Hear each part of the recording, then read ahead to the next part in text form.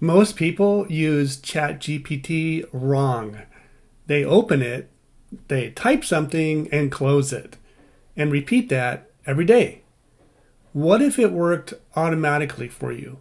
I'm going to show you how to schedule ChatGPT so it works while you sleep. All right, let's build one together.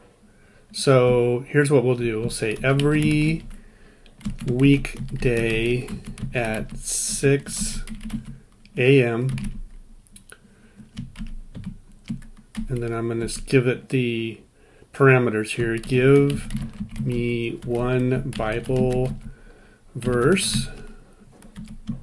And then I'm also going to say a short explanation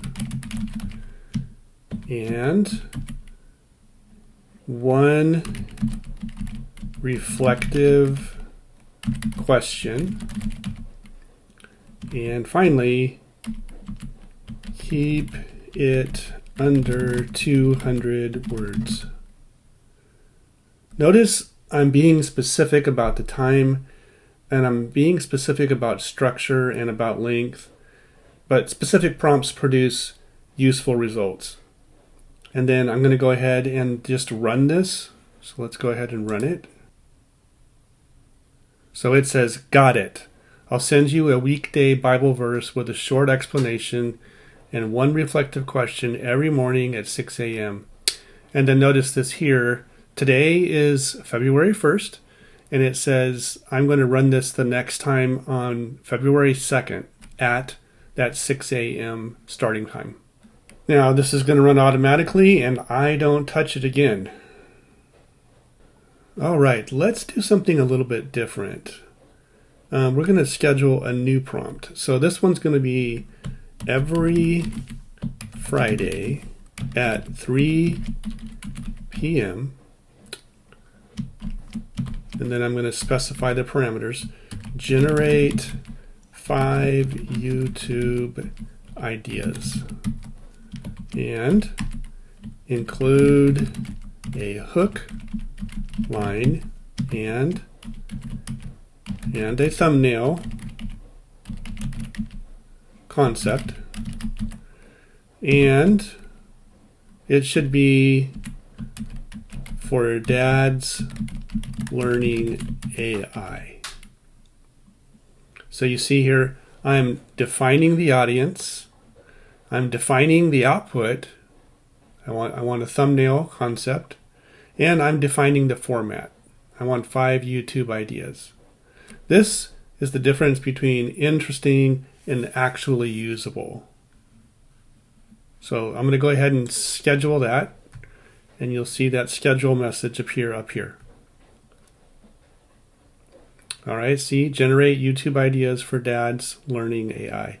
All set every Friday at 3 p.m. Okay, so those two things are going to happen on those scheduled intervals. All right, so here's the simple formula. You remember there was 4 different features or parameters. It's the when, the who, in other words, who it's for, the exact output format that you want, and then the limits. So, for example, if you don't define format, it guesses, and if you don't define the audience, well, it generalizes. So the more clarity you give it, the smarter it feels. All right, so we're going to do one more example, and this is where it gets pretty powerful.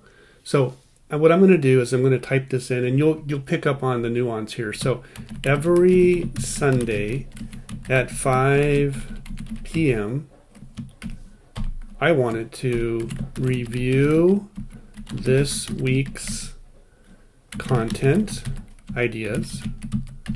I wanted to summarize the patterns, and I wanted to suggest one theme to focus on next week. So now I'm not just generating ideas. Now what we're doing here is we're building feedback loops, if you will. And that's when AI starts acting more like a partner with you. All right, this should get your creative juices flowing. Most people use AI manually, in other words, typing and getting a response. The advantage comes when you automate it. You build it once, you let it run, and if you want, I'll drop a few ready-to-copy scheduled prompts below. And next week, I'll show you how to turn ChatGPT into your own personal research assistant. Don't just use AI, train it.